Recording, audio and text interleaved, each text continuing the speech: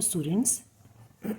आज हम डिस्कस करेंगे सीबीएसई बोर्ड के मैथ्स के पेपर का 2023 में जो आया है उसके सेक्शन बी के क्वेश्चंस को डिस्कस करेंगे और उनके सॉल्यूशंस निकालेंगे हम लोग।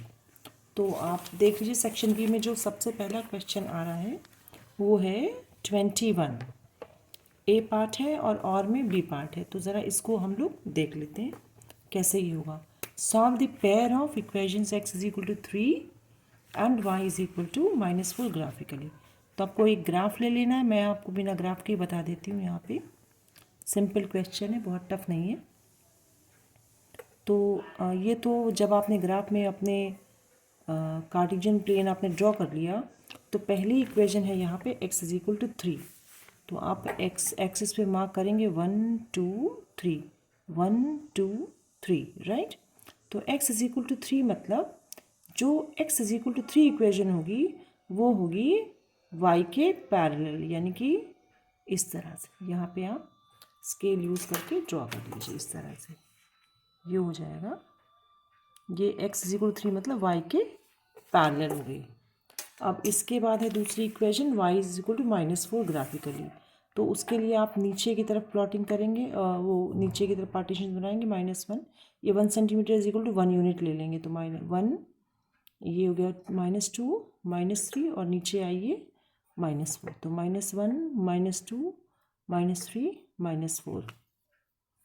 तो ये ग्राफ पर ही करना था, ग्राफ शीट पर ही करना। और स्केल ले लीजिएगा 1 centimetre is equal to 1 unit. जिन्होंने कर लिया है 2023 में अपियर हो गए उनके लिए तो खैर ये है, और जो अब अपियर होंगे उनके लिए एक्सप्लेनेशन भी देना ज़रूरी है। ये ओरिजिन हो गया आपका 0 0। तो ये जो y इज इक्वल टू -3 है, -4 है, इसको ये यहाँ पे इधर आता है।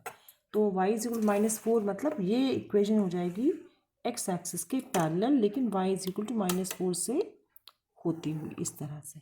ठीक है, अब ये दोनों इक्वेशंस ये थी x is equal to 3 and this line is representing equation y is equal to -4। ये दोनों कट कहाँ कर रही हैं एक दूसरे को? जहाँ पे कट कर रही हैं उसी पॉइंट को कहेंगे ग्राफिकल सॉल्यूशन। तो इसको अगर आप रीच करने की कोशिश करो तो इसका एब्सिसा है 3 और इसका ऑर्डिनेट है, अगर ये 0 0 है ओरिजिन तो ऑर्डिनेट इसका हो जाएगा -4, राइट। तो इस तरह से इसका ये सॉल्यूशन हो गया। ये था क्वेश्चन नंबर 21 का ए पार्ट, राइट। अब हम लोग आ जाते हैं 21 के बी पार्ट पे आ जाते हैं। 21 के बी पार्ट पे इसको देखिए। 0 using graphical method find whether the following system of linear equation is consistent और नॉट। तो कंसिस्टेंट का मतलब क्या हो जाएगा? इसका कोई ग्राफिकल सॉल्यूशन है कि नहीं है, बस ये देखना है। तो जैसे आपने इसको किया था वैसे ही आप इसे भी कर लेंगे। और हमने इस तरह से एक यहाँ से लाइन ड्रॉ कर लिए। तो ये कार्टेशियन प्लेन हम लोग ड्रॉ कर रहे हैं, एक्स एक्सिस और वाई एक्सिस, राइट। तो एक है, तो पहली जो इक्वेशन है वो तो खुद एक्स एक्सिस है, एक्स इज इक्वल टू 0 मतलब वाई एक्सिस है, यानी कि एक्स इज इक्वल टू 0, यानी एक इक्वेशन तो आपकी हो गई वाई एक्सिस की। और दूसरी है y इज इक्वल टू -7। तो आप ये -1 -2 -3 -4, ठीक है, ये हो जाएगी। और इसको ज़रा ऐसे देख लेते हैं जिससे कि आपका सॉल्यूशन विजिबल हो जाए यहाँ पे, राइट। तो ये यहाँ से आया -1 -2 -3 -4 and this is -5, right, -6 and this will be यहाँ पे -7, ठीक है। इसके बाद ये कह रहे हैं y इज इक्वल टू -7 आपको प्लॉट करनी होगी, ड्रॉ करनी होगी। तो y इज इक्वल टू -7 मतलब ये हो जाएगा, राइट। तो ये ऐसे करके इस साइड हो गया। अब देखिए, एक इक्वेशन आपकी है इस लाइन की जो की है y इज इक्वल टू -4 और दूसरी ये y एक्सिस है, x इज इक्वल टू 0। तो ये दोनों यहाँ पे कट कहाँ कर रही हैं वो देखना है। इस पॉइंट का हमको इसके वो निकालने हैं सॉल्यूशंस। तो ये बता रहे हैं कि सॉल्यूशन है कि नहीं है। तो आप क्योंकि देख रहे हैं अगर ये दोनों कहीं कट ना कर रही होती, इंटरसेक्ट ना कर रही होती, तो आप कहते सॉल्यूशन नहीं है। लेकिन ये दोनों इंटरसेक्ट कर रही हैं, वाई एक्सिस और ये इक्वेशन, ये लाइन इंटरसेक्ट कर रही है और इसका पॉइंट है एक्स कितना है 0 और वाई है -4। तो इसका एक सॉल्यूशन हमें क्योंकि मिल गया है, देयरफॉर ये जो सिस्टम ऑफ लीनियर इक्वेशंस है x is equal to 0 and y is equal to -4 is consistent. तो इसका आंसर क्या हो जाएगा यहाँ से, यस हो जाएगा, राइट। तो इस तरह से आपका ये क्वेश्चन हो गया। अब ज़रा इसके बाद देख लीजिए हम लोग क्वेश्चन नंबर 22 ज़रा देखिए। ये क्वेश्चन नंबर 22 देखने में तो लग रहा है सिमिलैरिटी से होगा, लेकिन इसको करके देखते हैं, ठीक है। तो जब आप इसको करते हैं, सबसे पहले इस क्वेश्चन को हम लोग पढ़ लेते हैं कि क्वेश्चन है क्या। चलिए, अच्छा, इसके लिए आप सबसे पहले ये देखो इसमें दिया क्या क्या हुआ है। तो एक ये ट्राइंगल ABC दिया हुआ है, इसको हम लोग यहाँ पे ड्रॉ कर ले रहे हैं तो ज़्यादा अच्छा रहेगा। तो ये है क्वेश्चन नंबर 22। सबसे पहले आप एक ट्राइंगल ड्रॉ कर लो, राइट, ये हो गया। और एक इन्होंने और ड्रॉ किया यहाँ पे ट्रांसवर्सल A, ये एक्स है, x Z which is parallel to BC दिया हुआ है, AM एक ट्रांसवर्सल दिया हुआ है, ये पॉइंट Z है, बाकी सब ये दोनों इसके एक दूसरे के पैरेलल है। ये पॉइंट इन्होंने दिया हुआ है पॉइंट Y।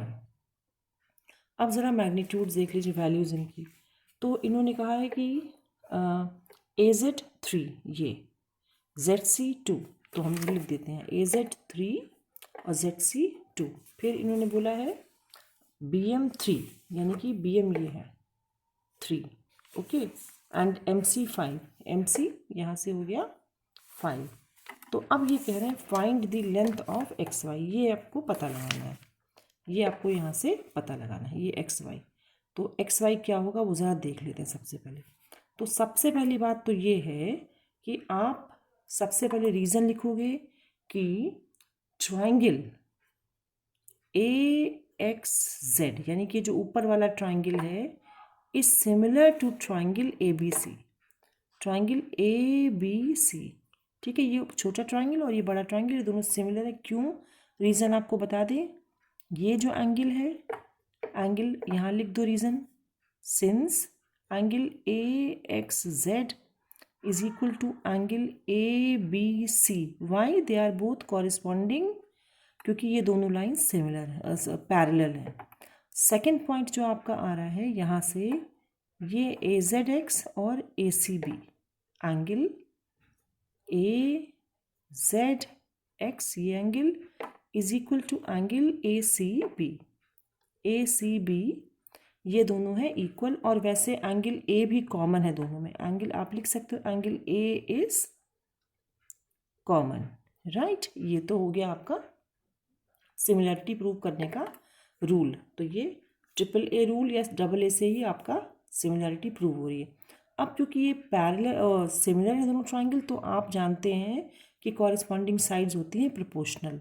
तो इसकी corresponding side AX upon AB, यहाँ लिखेंगे AX upon AB is equal to, दूसरी है AZ upon AC, AZ upon बड़ी की side AC, AZ upon AC, और तीसरी है XZ अपॉन BC, तो XZ अपॉन BC। ये हमने पहले प्रोपोर्शन इस्टेब्लिश कर लिया। अब हम देखेंगे इसमें वैल्यूज़ क्या क्या है। तो ज़रा देखो, पहली बात तो ये 3 है, ये 2 है, तो ये टोटल हो जाएगी 5, और यहाँ से ये हो रही है 5, राइट। ये पूरी 5 है, AC 5 और CM 5, राइट। तो हम यहाँ से लिख देंगे since AC is equal to MC, देखो ये 5 है, AC is 5 and MC is equal to 5, तो क्या लिखेंगे, देयरफॉर एंगल कौन सा, ये वाला एंगल CAB, राइट, ये भी ज़रूरी है लिखना, ठीक है। तो इसके लिए सबसे पहले क्या करेंगे, यहाँ आपको लिखना पड़ेगा angle CAM, angle CAM is equal to angle CMA, ये तो पहले बात समझ लो। यानी कि अगर ये एंगल है आपका K, तो ये एंगल भी K हो जाएगा। रीज़न ये है कि AC is equal to MC। इसको हम रेड पेन से दिखा दें तो और क्लियर हो जाएगा। भाई जो ये बड़ी साइड आ रही है, जो ये AC है, ये हो जाएगी इक्वल टू MC। रीज़न उसका ये है कि ये 3 + 2 5 और ये पूरा 5 दिया हुआ है, तो इसके ऑपोजिट एंगल्स दोनों K और K हो जाएंगे। अच्छा, ये जो K है ये इसके इक्वल इसलिए हो जाएगा क्योंकि ये पैरेलल साइड्स हैं और ये दोनों हो गए कॉरेस्पॉन्डिंग एंगल्स। अब ज़रा ये छोटे से ट्रायंगल में आ जाओ, इस छोटे से ट्रायंगल में आ जाओ। अगर ये K है और ये भी K है तो इसका मतलब AZY भी क्या हो जाएगा, आइसोसेलेस ट्रायंगल हो जाएगा। क्योंकि अगर ऑपोजिट एंगल किसी भी ट्रायंगल में दो एंगल्स इक्वल हैं तो उनके ऑपोजिट की जो साइड्स होती हैं वो भी इक्वल हो जाती है। इस वजह से अगर ये 3 है तो ये भी 3 हो जाएगा, अगर ये 3 है तो ये भी 3 हो जाएगा। अब हम लोग शुरू करते हैं अपना मेन सॉल्यूशन। हमें क्या चाहिए, एक्स वाई चाहिए। तो एक्स वाई आपको मिल पाएगा इसमें, एक्स वाई इसमें है। एक्स जेड को लिख सकते हैं x y plus y z, right, ये लिख सकते हैं। तो अब आप इसमें से, आपको ए जेड दिया हुआ है, आपको ए सी भी दिया हुआ है, तो सीधे सीधे आप इसमें से ये वाला पोर्शन आप ले लो, ये आपके काम का है। चलो हम लोग यहाँ पे शुरू करते हैं इसको। तो हमने यहाँ से लिखा ए जेड अपॉन, यहाँ से 3 में से 2 रेशोज ही आपके काम हो जाएंगे तो काम चल जाएगा। एक्स जेड को हम लोग यहाँ लिख लेते हैं x y plus y z, ठीक है। एक्स जेड को लिख सकते हैं x y plus y z upon, नीचे क्या था बी सी, नीचे आपने लिख दिया बी सी। अच्छा, अब ए जेड की वैल्यू क्या है, 3 है, और ए सी की वैल्यू है 5, पूरी 5 हो गई, राइट। और यहाँ से एक्स वाई आपको नोन नहीं है, और वाई जेड की वैल्यू आपके पास, अभी आपने इसको आइसोसेलेस प्रूव करके वाई जेड की वैल्यू निकाल ली, वो 3 हो गई, अपॉन ये हुआ बी सी। अब आप कर लोगे क्रॉस मल्टीप्लिकेशन, नहीं बी सी की वैल्यू भी दी हुई है हमें, कितनी है बी सी, टोटल 8 हो रही है। तो आप यहाँ से लिख लोगे 3/5 is equal to x y plus 3 upon, ये हुआ 8, क्रॉस मल्टीप्लाई कर लोगे तो ये हो जाएगा 5x y plus 15 is equal to 8 3 ज़ा 24, राइट। तो ये आपका यहाँ से हो जा रहा है 5xy is equal to 24 minus 15 आ जाएगा, सीधे सीधे आपका 9 आ जाएगा, राइट। तो ये हुआ 9, यानी कि एक्स वाई आपका हो जाएगा 9/5 विच गिव्स यू 1.8 सेंटीमीटर। ये आपका आ जाएगा आंसर किसका, 22, क्वेश्चन नंबर 22 का आंसर आ जाएगा, राइट। अब हम लोग करेंगे क्वेश्चन नंबर 23। देखिए ये दोनों क्वेश्चन जो है वो ट्रिग्नोमेट्री से आए हुए हैं, तो चलो इसको भी हम पहले कॉपी करेंगे फिर हम इसे करेंगे, राइट। तो चलिए देखते हैं इसको। ओके, तो ये जो क्वेश्चन है question number 23, right, question number 23। अब इसको हम सबसे पहले कॉपी कर लेते हैं। ए पार्ट इसका है, ये है sine theta plus cos theta is equal to √3। ये इन्होंने कहा है गिवन है, तो बताइए sine theta into cos theta की वैल्यू। तो इसको हम लोग यहाँ से कर लेते हैं जरा। साइन, हमने क्या किया, दोनों तरफ स्क्वायर कर दो, तो ये हो जाएगा आपका sine theta plus cos theta whole square is equal to, यहाँ से हो जाएगा 3। इसको जब ओपन कर रहे हो तो sine square theta plus a plus b whole square का फॉर्मूला लगाया यहाँ पे, square theta plus 2 sine theta cos theta is equal to 3, right. ये आपको देता है 1, तो यहाँ से हो जाएगा 2 sine theta cos theta is equal to 3, और इसको 1 करके राइट साइड भेज दो, ये हो जाएगा 2 sine theta cos theta is equal to 2, यानी कि sine theta cos theta is equal to 1 हो जाएगा। ये आपका इवैल्यूएट आपने कर दिया, आंसर आ गया। अब यहाँ से आ जाइए आप बी पार्ट में। बी पार्ट में क्या कह रहे हैं, यहाँ देखो साइन अल्फ़ा दिया हुआ और कॉट बीटा दिया हुआ है, और आपको वैल्यू निकालनी कॉजिक अल्फ़ा और कॉजिक बीटा की आपको वैल्यू निकालनी। तो ज़रा हम सबसे पहले एक ट्राइंगल बना लेते हैं छोटा सा, और उसमें हम अल्फ़ा डाल देते हैं। ऐसे राइट एंगल ट्राइंगल है, क्योंकि ट्रिग्नोमेट्री में साइन अल्फ़ा की वैल्यू होती है 1/√2, तो हमने इस तरह से लिख लिया जो रेशियो था, ये परपेंडिकुलर अपॉन साइन अल्फ़ा इसमें यहाँ पे है, परपेंडिकुलर अपॉन हाइपोटेन्यूज होता है, तो हमने यहाँ लिखा 1/√2। अब जब हमने ये √2 तो एक साइड हमारी मिसिंग, वो हम निकाल लेंगे। वो कैसे निकालेंगे? वो हम निकालेंगे इसको स्क्वायर करके, इसको स्क्वायर करके सब्ट्रैक्ट कर देंगे, तो ये वाली साइड हो जाएगी। अगर ये है ABC, तो यहाँ से AB हमारी निकल रही है √2 whole square -1 square under root ऐसे करके, ठीक है। तो यहाँ से हो जाएगी 2 - 1 अंडर रूट हो गया, और ये सीधे सीधे आपको दे रहा है यहाँ से 1। ये तो इसका एक पोर्शन हो गया। दूसरा पोर्शन यहाँ से आ रहा है, ये है कॉट बीटा भी दिया हुआ है। तो अब एक दूसरा ट्राइंगल बना लो ऐसे करके, ये बीटा यहाँ पे वैल्यू है, और कॉट बीटा होता है बेस अपॉन परपेंडिकुलर, तो ये 3√3/1 है, तो नीचे हो जाएगा √3 ऊपर 1। अब ये हाइपोटेन्यूज होते हैं, इसको स्क्वायर करो, इसको स्क्वायर करो, तो ये सीधे सीधे हो जाएगा √3 स्क्वायर यानी कि 3 + 1 4, और ये 4 का स्क्वायर रूट 2, ये 2 आ जाएगा। अब आया आपका एक्सप्रेशन जो आपको इवेलुएट करना है, कॉजिक अल्फा कॉजिक बीटा। तो आपने यहाँ लिखा kojic alpha plus kojic beta, ये आपने लिखा। अब इसको इवेल्यूएट करें।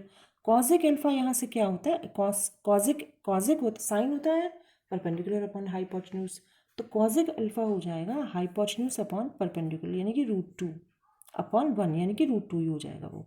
और कॉजिक बीटा यहाँ से हो जाएगा क्या? परपेंडिकुलर अपॉन हाइपोटेन्यूज होता है साइन अल्फा, तो कॉजिक अल्फा हो जाएगा हाइपोटेन्यूज अपॉन परपेंडिकुलर यानी 2/1, दैट मीन्स 2। तो सिंपल सा आपका आंसर आ गया। यहाँ से आप या इस तरह से ही छोड़ दो, या फिर आप चाहो तो 2 + √2, दोनों ही चीज़ें सही हैं। ये हुआ आपका क्वेश्चन नंबर 23 का बी पार्ट। अब हम लोग यहाँ पे ही कर लेते हैं, छोटा सा क्वेश्चन है हमारा, क्वेश्चन नंबर 24। तो जब क्वेश्चन नंबर 24 आप देख रहे हो, तो इसमें लिखा हुआ है find the greatest number which when divides 85 and 72 leaving remainders 1 and 2 respectively. तो इसके लिए हम लोग क्या कर देते हैं, यहाँ से अगर रिमाइंडर ही हटा देंगे इसमें से, यानी कि 85 को अगर हम 85 में से 1 सब्ट्रैक्ट कर दें और 72 में से 2 सब्ट्रैक्ट कर दें, तो रिमाइंडर का कोई चक्कर नहीं रहेगा। तो हम लोग यहाँ, ये हमारा हुआ क्वेश्चन नंबर 24 हम कर रहे हैं, और यहाँ से हम लोग 85 में से 1 सब्ट्रैक्ट कर दें जो इसका रिमाइंडर हो जाता, और ये हमारा हमको दे रहा है 84, और इधर से हमने 72 में से, क्योंकि 2 रिमाइंडर आ रहा तो पहले से 2 सब्ट्रैक्ट कर दो, तो वो हुआ 70। अब इन्होंने कहा ग्रेटेस्ट नंबर निकालिए, तो हम सीधे सीधे इसका कर देंगे HCF, इसका निकाल लेंगे। आप चाहो डिवीजन कर लो, या फिर आप जो ये प्राइम फैक्टराइजेशन मेथड जैसा भी चाहो आप उससे आप कर सकते हो, क्योंकि इसमें स्पेसिफाई नहीं किया है। हम यहाँ से करें 7 और ये 12 सा आएगा, और 7 10 सा, राइट, क्योंकि हमने प्राइम नंबर लेनी है, ये आपको ध्यान रखना है। फिर 2 6 सा और 2 5 सा। इसके बाद अब हो नहीं रहा है, ख़त्म हो जाएगा यहीं से, तो इसका आंसर क्या आ जाएगा? 7 × 2। HCF क्या हो जाएगा इसका? यहाँ से HCF हो जाएगा इसका, जो हाईएस्ट कॉमन फैक्टर है वो 7 × 2, क्योंकि उसके बाद अब इन दोनों में कुछ कॉमन फैक्टर नहीं आ रहा, तो आंसर आ गया यहाँ से 14, राइट। तो इस तरह से आपने सम्स कर लिए हैं 24 तक। अब इसके बाद आ गया सम नंबर 25। तो सम नंबर 25 अगर आप ध्यान से देखोगे, तो सम नंबर 25 जो है वो it is related to probability, right? It is related to probability. तो a bag contains 4 red, 3 blue and 2 yellow balls. तो ज़रा इसको देख लेते हैं पहले। इसमें क्या है, अगर आप इसको यहाँ से करते हो, ये हमारा आ रहा है सम नंबर 25। तो इसमें कहा है 4 रेड बॉल्स, राइट। देखो 4 रेड, 3 ब्लू एंड 2 येलो। तो 4 red, 3 blue and 2 yellow balls हैं इसमें। तो कहा है 1 ball is drawn at random from the bag and find the probability that the drawn ball is red और येलो। तो सबसे पहले आप टोटल नंबर ऑफ बॉल पता लगाएंगे। तो टोटल यहाँ से हो जाएगा 4 3 7 2 9। In total we have 9 balls. तो फेवरेबल आउटकम्स रेड के लिए हो जाएंगे, क्योंकि हमें रेड बॉल चाहिए, तो फेवरेबल आउटकम यहाँ से 4 हो रहे हैं। तो यहाँ से प्रोबेबिलिटी फर्स्ट पार्ट में हो जाएगी टू गेट रेड बॉल हो जाएगी 4 अपॉन क्या, टोटल 9। और उसी तरह से जो सेकेंड पार्ट है उसमें उनको क्या चाहिए, येलो चाहिए। उसमें उनको चाहिए येलो, क्योंकि उनको येलो चाहिए तो येलो बॉल्स हैं 2, तो 2 अपॉन टोटल यानी कि 2 अपॉन 9 हो जाएगी येलो बॉल की प्रोबेबिलिटी। तो इस तरह से आपका सेक्शन बी ठीक है। अब आ जाता है आपका सेक्शन सी।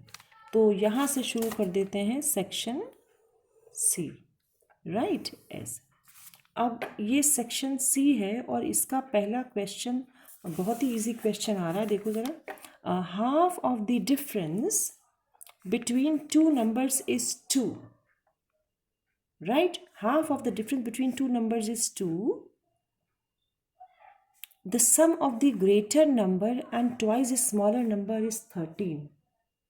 तो फाइंड द नंबर्स। तो इसको देखते हैं कि कैसे करेंगे। तो अब क्योंकि यहाँ ग्रेटर का सवाल आ रहा है, इसीलिए आपको कोई ना कोई एक नंबर आपको चुननी पड़ेगी जो आपको आप एज्यूम करना चाहते हैं ग्रेटर, राइट। तो अभी आप क्या इसमें लिख लोगे कि let the greater number be x. अगर ग्रेटर नंबर आपकी एक्स है तो आप स्मॉलर भी चुन लो। तो let the smaller number be y. अब पहली जो कंडीशन आ रही है, कह रहे हाफ ऑफ द डिफरेंस। तो डिफरेंस क्या होता है, ग्रेटर माइनस स्मॉलर, यानी कि एक्स माइनस वाई अपॉन 2। क्यों हमने किया, क्योंकि हाफ ऑफ द डिफरेंस है and that is coming out to be 2। इसका मतलब यहाँ से हो गया x minus y is equal to 4। ये आ रही है आपकी पहली इक्वेशन, ठीक है। और उसके बाद दूसरी कंडीशन जो दी वो है the sum of the greater number and twice the smaller. तो ग्रेटर क्या है, x है, एंड ट्वाइस द स्मॉलर मतलब 2y इज 13। तो ये आपका आ रहा है 13, राइट। तो अब इन्होंने कहा दोनों नंबर्स बताइए। तो अब इसके लिए हम सीधे सीधे क्या कर लेते हैं, आप इसमें से अगर ये आपकी इक्वेशन नंबर 2 है तो आप लिख सकते हो subtracting इक्वेशन नंबर 2 फ्रॉम 1। अगर आप ये लिखते हो तो आप सीधे सीधे आपको क्या दिखता है कि आप ऐसे करो इसको, ये इक्वेशन नंबर 1 आप लिख लो। ये है x minus y is equal to 4, right. और इसके नीचे आप लिखोगे x plus 2y is equal to 13, okay. तो अब जब आप सब्ट्रैक्ट कर रहे हो तो साइन नीचे के चेंज हो जाएंगे इस तरह से, और यहाँ पे आ जाएगा ये कैंसिल, ये हुआ -3y इज इक्वल टू ये हो जाएगा -9, राइट। विच मीन्स यहाँ पे क्या हो जाएगा, which means y is equal to 3, ठीक है। y इज इक्वल, एक नंबर आ गई 3 आपकी।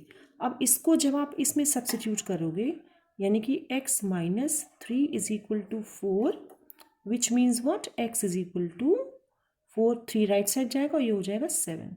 तो दूसरी नंबर आ जाएगी आपकी 7। तो इस तरह से आपका ये आंसर प्रोड्यूस हो गया, ठीक है। तो ये यहाँ तक तो अभी सब लग रहा है कि बहुत ईजी क्वेश्चन है, कुछ ऐसा कुछ खास लग नहीं रहा है टफ, और बहुत अच्छा ही बैलेंस पेपर बनाया गया है। ये हुआ क्वेश्चन नंबर 25। अब इसके बाद आपका आ रहा है क्वेश्चन नंबर 25 के बाद क्वेश्चन नंबर 26 कर दिया हमने, सॉरी 26 हो गया है। और अब इसके बाद हो रहा है क्वेश्चन नंबर 27। क्वेश्चन नंबर 27 ज़रा देखते हैं क्या है। तो क्वेश्चन नंबर 27 में ये भी इजी क्वेश्चन है, लेकिन ये बहुत बार आप लोगों ने किया होगा और बहुत ही मतलब ये श्योर है कि इस तरह का क्वेश्चन आएगा ही आएगा। √5 is an irrational number that you have to prove. तो हम लोग यहाँ से ले लेते हैं कि कॉन्ट्रडिक्शन मेथड हम लोग यूज़ करेंगे कि इसको इरेशनल की बजाय हम लोग एज्यूम करेंगे लेट √5 बी P/Q, यानी कि बी एन इरेशनल नंबर। तो अगर ये √5 इज इक्वल टू P/Q हमने रैशनल नंबर एज्यूम कर लिया है, तो squaring on both the sides, पहले तो आप क्रॉस मल्टीप्लाई कर लो, तो ये हो जाएगा √5Q is equal to P, और उसके बाद आप कहोगे squaring on both the sides, right. तो यहाँ से आप लिखो squaring on both the sides, you get क्या, यहाँ से स्क्वायर करोगे तो ये हो जाएगा 5Q² is equal to P², right, P²। ये हो जाएगी इक्वेशन नंबर 1। इससे साफ साफ ये लग रहा है क्योंकि P² is equal to 5Q², जिसमें यहाँ पे 5 मल्टीप्लाइड है, इसका मतलब P² is a multiple of 5। If P² is a multiple of 5, तो if P² is the multiple of 5, then P also will be multiple of 5। तो यहाँ से लिख सकते हैं which implies P is divisible by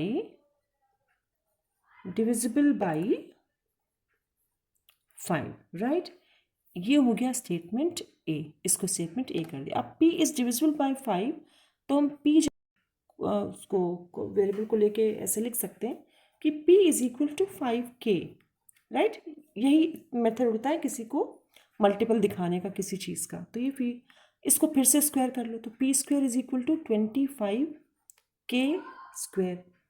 अब P² की place में फिर से 5Q² रख दो यहाँ से, तो ये हो जाएगा 5Q² is equal to 25K²। 5 को कैंसिल करोगे 25 को 5 से, तो ये आ जाएगा, ये 5 आया, तो यहाँ से आ जाएगा Q² is equal to 5K², ठीक है। तो यहाँ से तो ये दिख रहा है कि Q² इज डिविजिबल बाई 5। अगर Q² इज डिविजिबल बाई 5, तो Q भी 5 से डिविजिबल होगा, यानी कि Q जो है हम लिख सकते हैं कि यहाँ से Q is divisible by 5, right. ये स्टेटमेंट हो गया बी।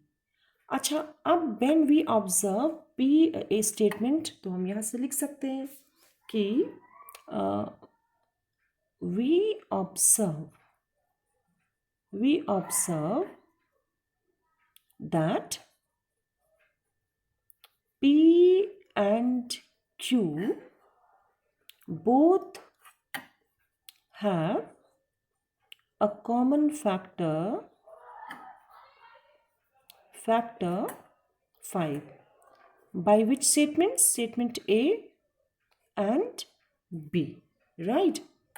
तो अब इसके बाद आप यहाँ पे लिखोगे, ये थोड़ा सा इसमें आपको थोड़ा सा एनालिसिस करने के बाद मेंशन करना पड़ेगा, ठीक है। तो इसलिए इट मीन्स क्या, which means which contradicts our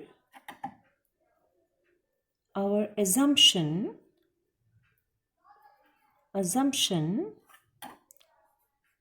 that √5 is a rational number, right।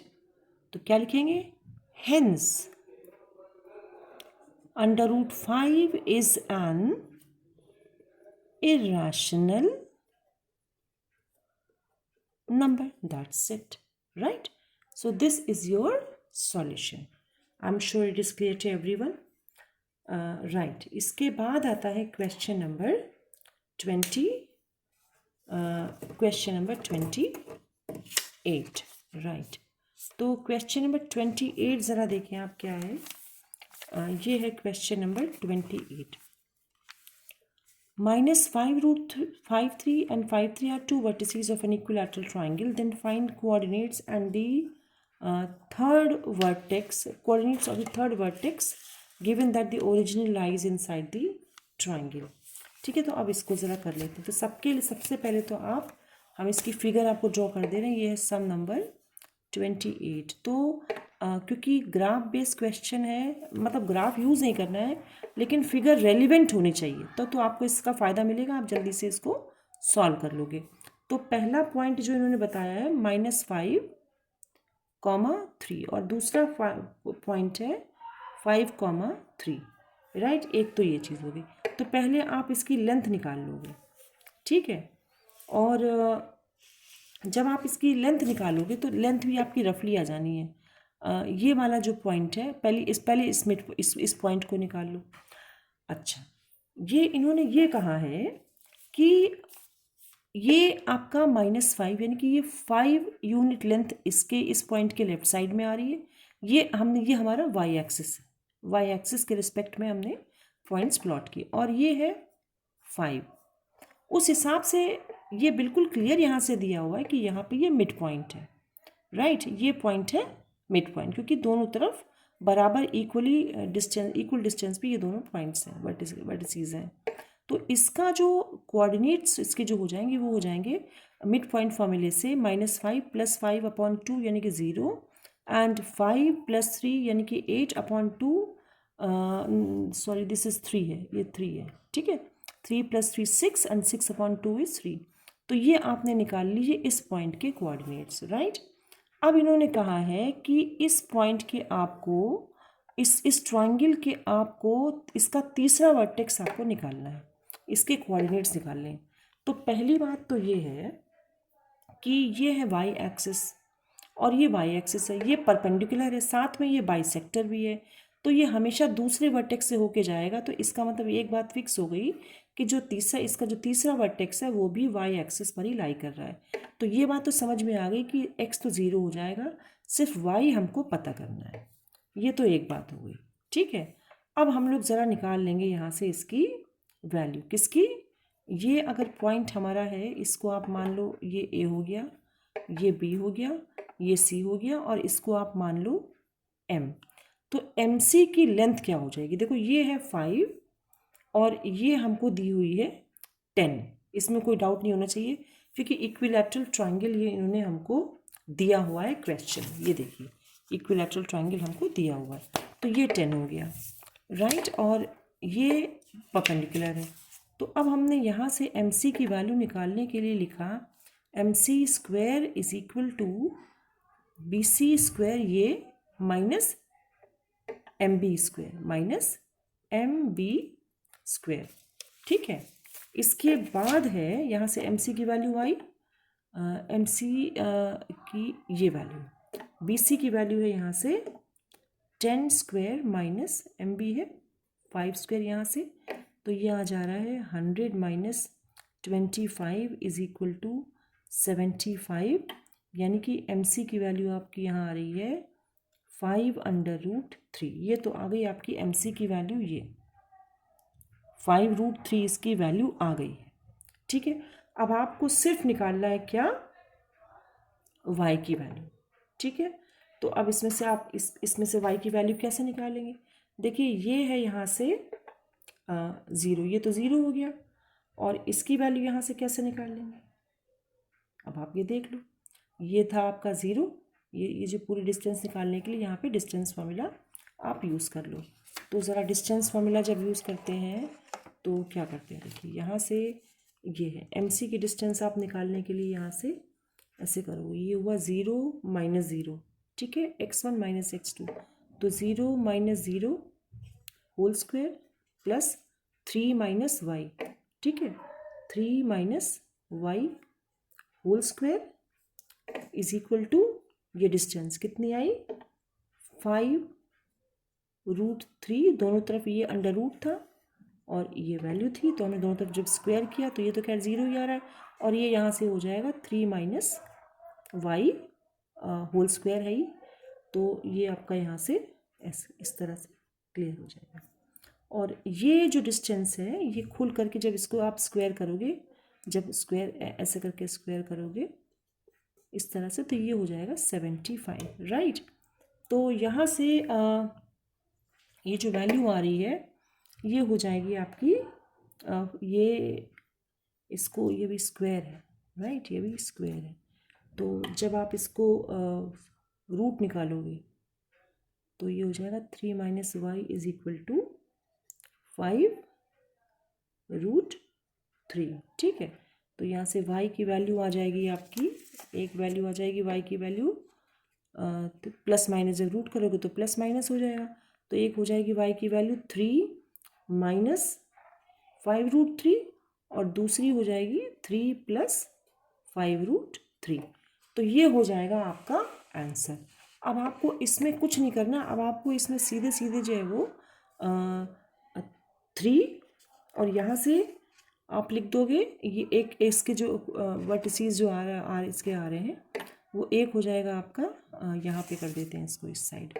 एक जो पहला इसका वर्टेक्स आएगा वो आ जाएगा 0,3 प्लस 5√3, ठीक है। और दूसरा इसका आ सकता है 0,3 माइनस 5√3, ठीक है। तो ये जो वैल्यू है √3 की वैल्यू आप जब इसमें रखोगे तब आपका आंसर आ जाएगा। यानी कि अगर हम लोग यहाँ इसको सॉल्व करें तो 0 और 3 प्लस 5√3, मतलब अगर इसको 1.7 आप मान रहे हो, हमारे ख्याल से दिया भी होगा इसमें, हाँ यस, इसमें दिया हुआ है, √3 की वैल्यू इसमें दी हुई है 1.7। तो यहाँ से आप 5 करो और 5 इंटू 1.7, तो यहाँ से ये हो जाएगा 0, ये हो जाएगा 1.7, 8.5 प्लस 3 हो जाएगा 8.5, राइट, प्लस 3 ये हो जाएगा यहाँ से 11.5, ठीक है। और दूसरे में आपको क्या करना पड़ेगा, जो दूसरा ये वाली वैल्यू है ये हो जाएगी 0,3 और ये हो जाएगा -8.5, राइट। ये है 3 माइनस 8.5 यानी कि -5.5। तो ये दो आंसर आपके आ जाएंगे। ये है सम नंबर 28, राइट। क्वेश्चन नंबर 20, अब हम लोग देखेंगे 29 का ए पार्ट। तो 29 के ए पार्ट में पहले हम लोग देख के समझ लेते हैं। 2 टेंजेंट्स हैं, सर्कल दिया हुआ है, टेंजेंट्स 2 दिए हुए हैं और साथ में उन्होंने पूछा है कि ये प्रूव करने के लिए बोला कि ये जो एंगल PTQ है, ये एंगल जो है you have to prove that this is 2 times angle OPQ, यानी कि इस एंगल के 2 टाइम्स है। तो पहले हम लोग बना लेते हैं इसकी फिगर। तो ये हमने बनाया ये बना लिया अपना एक हमने सर्किल, ये हमने बना ली 2 टेंजेंट्स, ये पॉइंट T दिया हुआ है इन्होंने, ये है पॉइंट ऑफ कांटेक्ट P और ये है टेंजेंट का पॉइंट ऑफ कांटेक्ट Q। तो एक तो हम पहले से ही जानते हैं, इन्होंने जो बताया हुआ हमें, ये दोनों, ये इतना दिया हुआ है इन्होंने हमको, लेकिन थ्योरम्स ऑफ कोर्स हमें यूज़ करनी पड़ेंगी। तो पहली बात कि सेंटर को जब भी आप पॉइंट ऑफ कांटेक्ट से ज्वाइन करेंगे तो जो एंगल बनता है वो 90 डिग्री है। इसी तरह से यहाँ भी 90 डिग्री होगा। फिर उन्होंने इन दोनों को ज्वाइन कर दिया और ये जो एंगल बन रहा है, ये एंगल जो बन रहा है, ये जो एंगल बन रहा है इसको बोला है कि angle PTQ you have to prove that is 2 times OPQ। तो पहली बात हम लोग ये जानते हैं कि ये दोनों रेडियाई हैं, कुछ बेसिक फैक्ट्स हैं, दोनों इक्वल हैं। अब हमने लिखा in triangle OPQ since OP is equal to OQ both are radii, right, ठीक है। Therefore angle OPQ is equal to angle OQP। अगर हम इसको y एज्यूम कर लें तो ये y हो जाएगा, हमारा काम हमारा आसान हो जाएगा, ये हमारा y हो गया, ठीक है। तो अगर हमने y एज्यूम कर लिया तो ये दोनों एंगल y हो जाएंगे। अब एज ए रिजल्ट आप लिख सकते हो आराम से देयरफॉर एंगल PQT, ध्यान देना PQT यानी ये जो छोटा सा पोर्शन बचा है out of 90, that will be 90 minus y and इसी तरह से जो ये एंगल बचा है ये भी हो जाएगा एंगल, ये हो जाएगा, ये था PQT तो ये हो जाएगा QPT, angle QPT is equal to 90 minus y। ठीक है, अब आप इसको कर लो, कौन सा ट्रायंगल, ये ट्रायंगल ले लो, क्योंकि आपके में तो आपको इसी का यूज़ करना है, इसी का रिलेशन दिखाना है। तो आप लिख लो angle in triangle P T Q, इस ट्रायंगल में आप आ जाओ। तो as we know that it's a triangle, therefore sum of all the angles is equal to 180। So हमने लिखा यहाँ पे एंगल पी क्यू टी, जो कि ये है, plus angle Q P T, that is Q P T, ये angle, plus angle P T Q, यानी कि ये एंगल, राइट। इनका सम है कितना, इज इक्वल टू यहाँ से 180। ठीक है, अच्छा पी क्यू टी की वैल्यू यहाँ से आ रही 90 माइनस वाई, तो हमने लिख दिया 90 माइनस वाई। यहाँ से क्यू पी टी की वैल्यू भी हमने लिखी हुई है 90 माइनस वाई, और अब बच रहता है सिर्फ ये एंगल, इसको हम ऐसे ही नाम से लिखेंगे, P T Q is equal to 180। ये आपको दे रहा है 180 minus 2y plus angle P T Q is equal to 180। ये दोनों कैंसिल हो गए 180 180, और आप यहाँ से लिख सकते हो 2y को उधर से ले जाके फिर रोटेट करके, तो ये हो जाएगा 2y is equal to angle, या फिर आप इसको उस साइड ले जाओ, वो ज़्यादा अच्छी, रिलेशन तो हमें वही दिखाना है ना। तो angle P T Q is equal to 2y को राइट साइड ले जाओ तो 2y हो जाएगा, और पी टी क्यू, अब इसका प्रॉपर नाम आप दे दो जो इसमें यूज़ हुआ है, दैट इज़ जो आपकी क्वेश्चन में यूज़ हुआ है, यानी कि angle O P Q, two angle O P Q. तो हमारा y का नाम पहले से ही था क्या, एंगल, तो ये 2 तो ऐसे ही लिखा रहेगा, और 2 एंगल ओ पी क्यू, ये आपने प्रूव कर दिया, राइट। अब इसके बाद है आपका क्वेश्चन नंबर, क्योंकि इसमें और पार्ट भी है, 29 का ए आपने ये किया, और इसका और पार्ट भी है 29B, ठीक है। तो इस तरह से इसमें से कोई एक पार्ट करके आपका हो जाएगा, ठीक है। तो अब इसके बाद आता है क्वेश्चन नंबर 29B। नाउ अभी तक हम लोग क्वेश्चन नंबर 29 का पार्ट ए कर चुके हैं, तो ये 29 का पार्ट बी शुरू कर रहे हैं। इसमें 29 का पार्ट बी आप देख लो पहले कि इसमें it is given that in the given figure a circle is inscribed in a quadrilateral A B C D in which angle B is 90 degree and the values of AD 17, AB 20, and here is D is given 3. Then find the radius of the circle, this. So let us first draw a quadrilateral that is right, इस तरह से कुछ है, and इस तरह से, okay, and it is this way, fine, इस तरह से। So this is A B C D, और पॉइंट ऑफ कांटेक्ट है सर्कल से, ये एस है, ये हो गया पी, ये है क्यू, ये सेंटर है, सेंटर ओ, और यहाँ से जो एक आपने ज्वाइन किया सेंटर को पॉइंट ऑफ कांटेक्ट से, तो हमेशा 90 डिग्री होता है, ये हमको पता है, ये थ्योरम हमारी है। और इधर से ओ है और ये पॉइंट ऑफ कांटेक्ट इसको ज्वाइन किया, तो ये भी हमारी हमेशा परपेंडिकुलर ही रहती है। और ये इन्होंने एंगल हमको दिया है 90 डिग्री, ये रेडियस आर हो गई, ये भी रेडियस आर है। तो इसका मतलब ये हुआ कि ये जो क्वाड्रिलेटरल बन रहा है क्यू बी पी ओ, ये राइट एंगल, और सारे एंगल्स 3 राइट एंगल हो गए, तो चौथा भी राइट एंगल होना ही होना है क्योंकि क्वाड्रिलेटरल है। तो इस तरह से ये रेक्टेंगल तो था ही, क्योंकि चारों एंगल्स इसके 90 डिग्री हैं, और क्योंकि एडजेसेंट साइड्स भी रेडियाई दोनों हैं, यानी कि ये आर हो गया, ये आर हो गया, ऑपोजिट साइड्स इक्वल, तो इसका मतलब ये स्क्वायर बन रहा है, ठीक है। तो ये तो हो गई ये बात, यानी कि अगर ये आर है तो ये भी आर हो जाएगा क्योंकि ये स्क्वायर है, और इसी तरह से ये भी आर हो जाएगा। अब उन्होंने हमको दी हुई है इस पूरे की value 20, A B is given as 20। तो यहाँ से आप एज्यूम कर लो लेट ए क्यू ये है, ये आर है, तो ये लेट की यहाँ से ए क्यू हो जाएगा आपका। आप लिख सकते हो since A B is equal to 20 centimetre, दिया हुआ है क्वेश्चन में, है ना।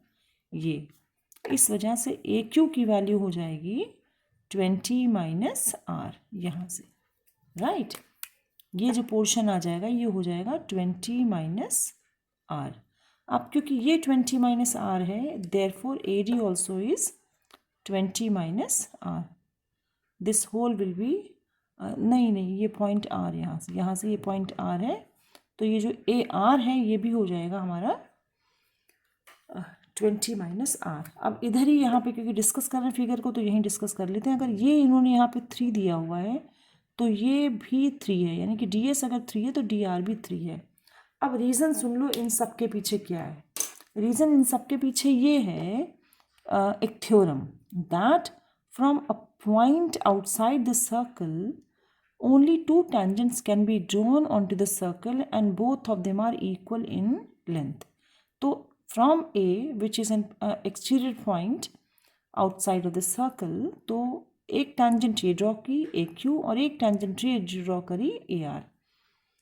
तो इस वजह से अगर ये आर है, ये पूरी दी हुई थी हमें ए बी 20, तो इसकी वैल्यू हमने निकाली आर के टर्म से, राइट।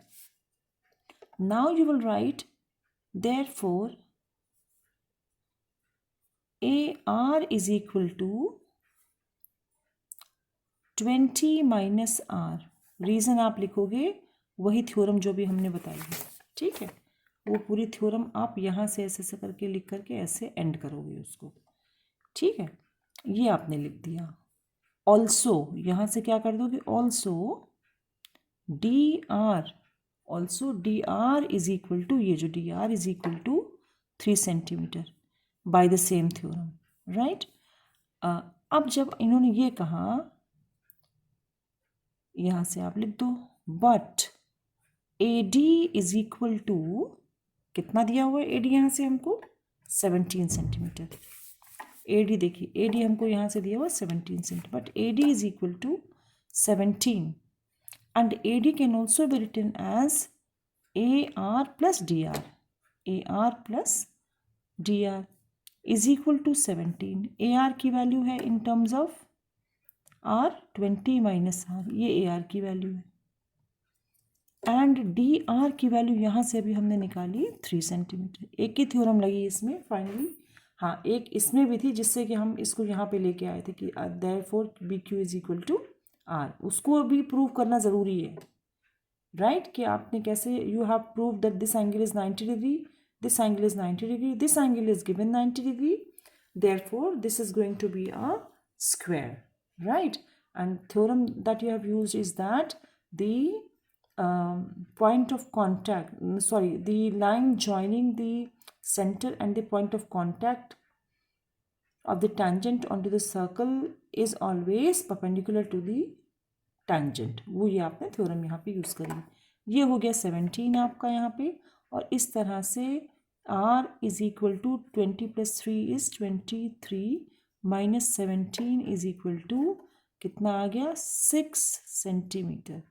ये आपका आंसर आ गया, ये है 29 का बी।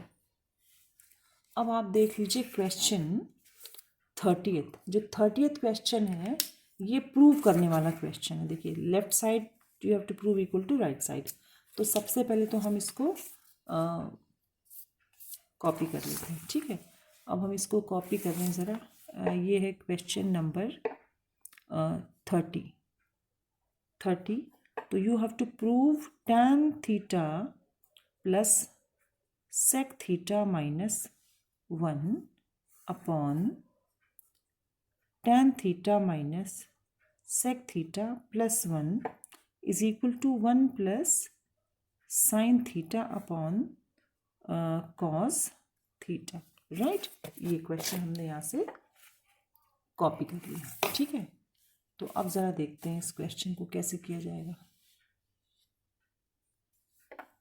यहाँ से आप ले लो LHS, right.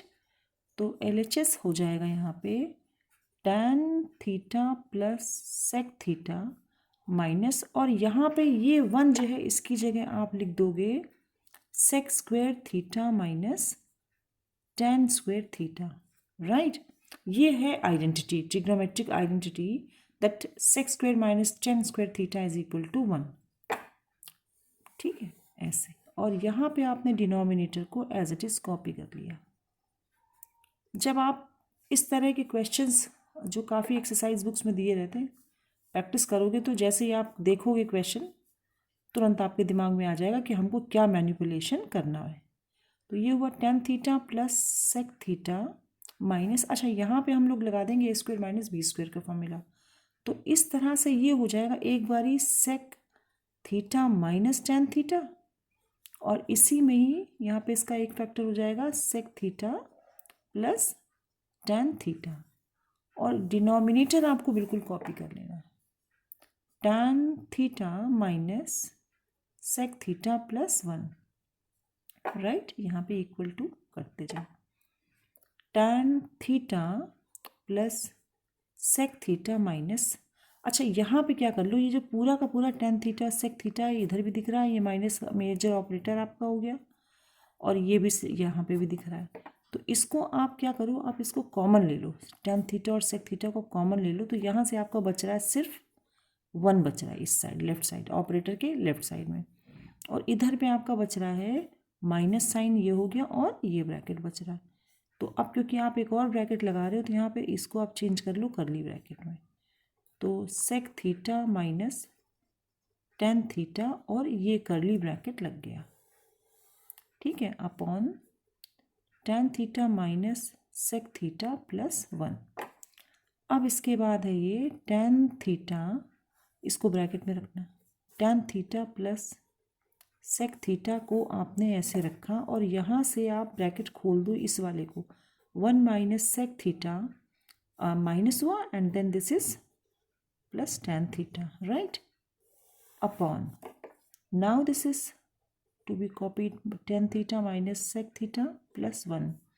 Now you see carefully, these both are exactly the same, so they both will be cancelled. So you are now left with only tan theta plus sec theta. Tan theta I will write as sin theta upon cos theta, and sec theta I will write as 1 upon cos theta, which gives you here, while because denominators are the same, so you will write 1, write in this form, 1 plus sin theta upon cos theta equals RHS, right.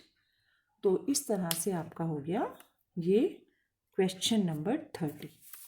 अब आपका आ रहा है इसके बाद question number 31, ठीक है। तो let us understand question number 31। Question number 31 के दो पार्ट हैं, you either have to do part A or you have to do part B. So let us first see part A. A room is in the form of a cylinder surmounted by a hemispherical dome. The base radius of hemisphere is 1/2 the height of the cylindrical part. Find the total height of the room if it contains this much of air. So first let us make the we have to first see how the room looks like it, right? इसका architecture पहले हम देखें। तो this will be, this is now sum number 31 का A part, right. तो सबसे पहले तो आपने बना ली इसकी फिगर, ये है इसकी dome, and this is the cylindrical part, right, ऐसे। तो what they are saying is that, देखो यहाँ पे वो कह रहे हैं कि जो बेस रेडियस है हेमीस्फेयर की जो बेस रेडियस है that is 1/2 of the height of the cylindrical part. तो हम सबसे पहले इसकी हाइट ले लेते हैं, और अगर हम उसको h एज्यूम करते हैं तो रेडियस हेमीस्फेयर की हो जाएगी h/2, राइट। ये उन्होंने कहा है कि base radius of hemisphere is 1/2 of the height of the cylindrical part. Find total height of the room, यानी आपको क्या निकालनी है, h। अच्छा, इसी को अगर प्रोड्यूस करोगे तो ये हो जाएगी, ये भी अगर रेडियस है, ये भी रेडियस है, तो ये भी रेडियस है, तो ये भी h/2 हो जाएगा। ठीक है, तो ये आपको टोटल हाइट यहाँ से ले करके यहाँ तक निकालनी है, जिसकी वैल्यू हो जाएगी h + h/2 इज एक्चुअली क्या हो जाएगा 3h/2 हो जाएगी। ये आपको h जब आपका निकल जाएगा तो आप इसमें सब्स्टिट्यूट कर देना। लेकिन पहली बात ये है कि h निकलेगा कैसे, तो उसके लिए उन्होंने आपको हिंट दिया हुआ है। उन्होंने कहा है find the total height of the room if it contains 1408/21 metre cube of air, यानी कि इन दोनों का टोटल वॉल्यूम उन्होंने दिया हुआ है in form of the air. तो हम इसका पहले नीचे सिलेंडर का वॉल्यूम लिखेंगे, दैट इज πr²h, और हेमीस्फेयर का जो वॉल्यूम है, क्योंकि हमारा पूरा स्फेयर होता है उसका वॉल्यूम होता है 4/3, तो इसका हो जाएगा 2/3 πr³। इन दोनों का टोटल वॉल्यूम यहाँ पे दिया हुआ है 1408/21, और पाई को बोला 22/7 लेना, तो यहाँ पे इसकी वैल्यू हो गई 1408/21। अब आप सबसे पहले क्या कर लो, यहाँ से h की वैल्यू, r की वैल्यू, ठीक है। तो अब सबसे पहले तो आप ऐसा करो कि आप पाई को कॉमन ले लो, राइट। अभी फ़िलहाल पाई को कॉमन ले लो, और r की वैल्यू है h/2, r की value h/2 square dot h, ये लिख दिया, राइट। ये तो हो गया सिलेंडर। 2/3 पाई कॉमन ले लो आप, ठीक है। इसके बाद आ रहा है 2/3, पाई तो बाहर पहले से चला गया, और r है h/2, यानी कि h/2 r³, और ये ब्रैकेट क्लोज हो गया, और 1408, राइट, ये हो गया।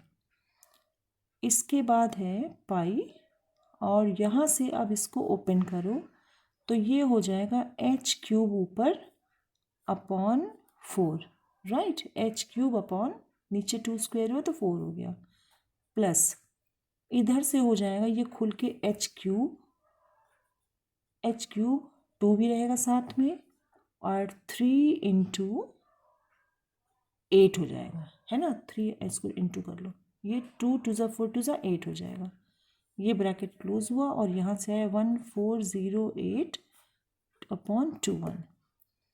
अब जब आप इसको जो है यहाँ से सबसे पहले देखें, यहाँ पे कैंसिल क्या हो रहा है, 2 4 ठीक है, और यहाँ से आप एलसीएम ले लो, तो एलसीएम यहाँ पे आ रहा है आपका 12, 4 3 12 आ रहा है, 4 3 यहाँ पे हो गया 3h³ + h³ is equal to 1408/21, और यहाँ से पाई हम ले आए नीचे की तरफ, ठीक है।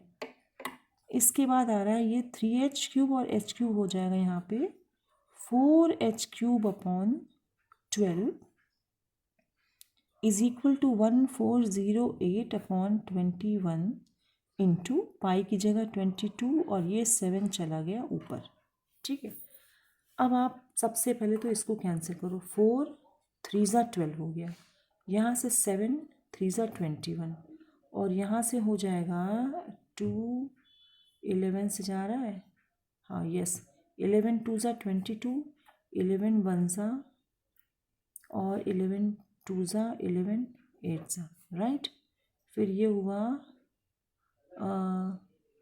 2 6 2 4 राइट, एंड ये 3 और 3 भी कैंसिल हो गया, तो यहाँ से आ जाएगा आपका h³ is equal to 64, right, which implies h is equal to 4 centimetre, right. ये हो जाएगा आपका आंसर, ठीक है। इसमें ये हो जाएगी आपकी h की वैल्यू, यानी कि हाइट।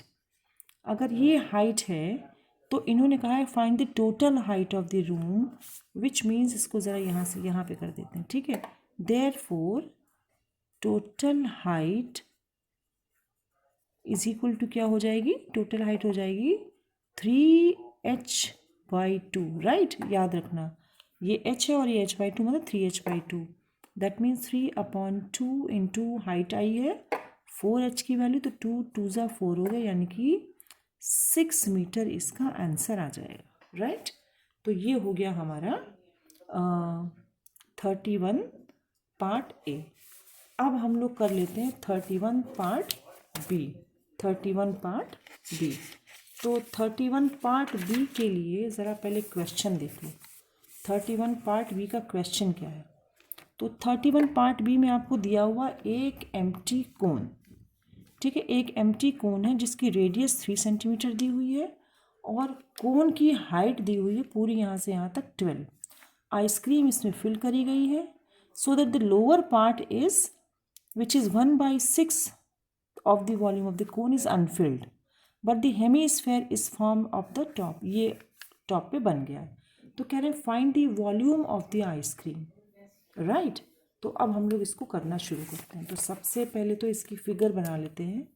ये हो जाएगा क्वेश्चन नंबर 31 पार्ट बी हो जाएगा। तो इसको ज़रा पहले तो ये ध्यान दो, ये है और ये हो गया आपका कोनिकल पार्ट, और ये यहाँ से यहाँ तक हम ज़रा इसकी वो बना ले रहे हैं। ये पूरी इसकी हाइट हो गई यहाँ से यहाँ तक कितनी, 12। अच्छा ये 3 है तो नेचुरली ये भी 3 हो जाएगी, जो ये हाइट है ये भी 3 हो जाएगी। इसका मतलब ये पार्ट भी 3 हो जाएगा। इसका मतलब ये पार्ट है पूरा, ये हो जाएगा यहाँ से यहाँ तक 9। ये बात समझने वाली, गलती अगर कोई करेगा तो यहीं पे करेगा, ठीक है। तो ये पूरा डेटा अब हमारे सामने आ गया है। अब हमको सिर्फ निकालना है क्या, find the volume of the ice cream, कि इसमें आइसक्रीम कितनी डली हुई है। तो उसके भी पहले आइसक्रीम निकालेंगे, तो उस आइसक्रीम की जो वॉल्यूम है वो निकालेंगे, उसके भी पहले हम लोग इसमें जो है वो पूरा वॉल्यूम निकालेंगे। तो जो नीचे वाला वॉल्यूम है, नीचे वाला जो कोन है उसका वॉल्यूम होता है क्या, 1/3 पाई, क्या होता है वॉल्यूम इसका, 1/3 pi r square h, pi r square h, right, cone का। तो 1/3 पाई आर स्क्वायर एच, ये तो हमने कोन का लिख लिया। और जो ऊपर हेमीस्फेरिकल पार्ट है वो हो जाएगा 2/3 पाई आर क्यूब। अब इसमें आप वैल्यू रखो, ठीक है।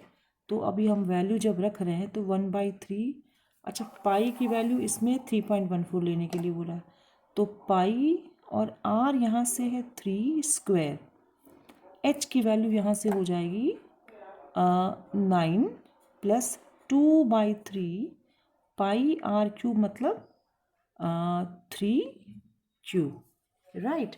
तो अब हमने यहाँ से इसको हम जब सॉल्व करेंगे तो ये हो जाएगा 3 और ये 3 कैंसिल यहाँ से, तो ये हो जाएगा 27, 9 से 27 पाई, राइट। और यहाँ से ये कैंसिल हो जाएगा तो यहाँ से हो जाएगा 9 2 18 पाई, ठीक है, ये हो जाएगा 18 पाई। ये सबको क्लियर हो गया। इसके बाद ये हो जाएगा 8 7 15 45, राइट, 45 पाई इसका जो है वो टोटल वॉल्यूम हो गया। हम लिख दे रहे हैं इसको किस फॉर्म में, centimetre cube, okay. Now this is the volume of the full complete cone, but you know that it is written already that 1/6 of the portion is not filled, it is empty. Therefore the total, if the total is 1/6 is unfilled, that means 5/6 is filled. So here we have to write therefore volume of the ice cream will be is equal to, क्या हो जाएगा, यहाँ से इसको इस side ले आओ, volume आ जाएगा यहाँ से 5/6 ऑफ 45 पाई, राइट, 5/6 ऑफ 40 पाई। तो इसको आप कर लो 5/6 इंटू, एक मिनट, ये हो जाएगा यहाँ से इंटू 45 और पाई की जगह आप 3.14 लिख लो यहाँ से 3.14 राइट। तो ये इसका आपका आंसर यहाँ से हो जाएगा 3 2 ज़ा 3 15 ज़ा, तो ये हो जाएगा 75 अपॉन 2 इंटू 3.14 राइट। तो यहाँ से आ जाएगा पे मल्टीप्लाई करें किसको 1.57 को आप मल्टीप्लाई करेंगे 75 से राइट, इससे मल्टीप्लाई करेंगे तो ये आपका यहाँ से आ जाएगा 5 7 ज़ा 35 और इधर ये 8 हो जाएगा और ये हो जाएगा 7 राइट। उसके बाद 7 7 ज़ा 49 4 7 5 ज़ा 35 9 और 7 1 ज़ा 7 3 10 ओके। ये हुआ तो ये 5 हुआ, ये 7 हुआ। अभी भी तो कुछ गड़बड़ी नहीं है।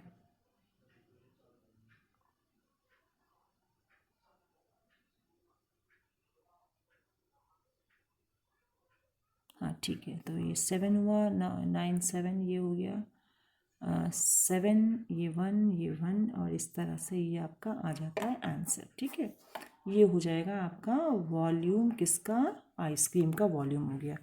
तो यहाँ से हमने जो है वो आपका यहाँ तक जो है आपका सेक्शन बी और सेक्शन सी पूरी तरह से डिस्कस हो गया। ठीक है, अब जो नेक्स्ट वीडियो आपका आएगा उसमें आपका हम सेक्शन डी और सेक्शन ई कंप्लीट कर देंगे।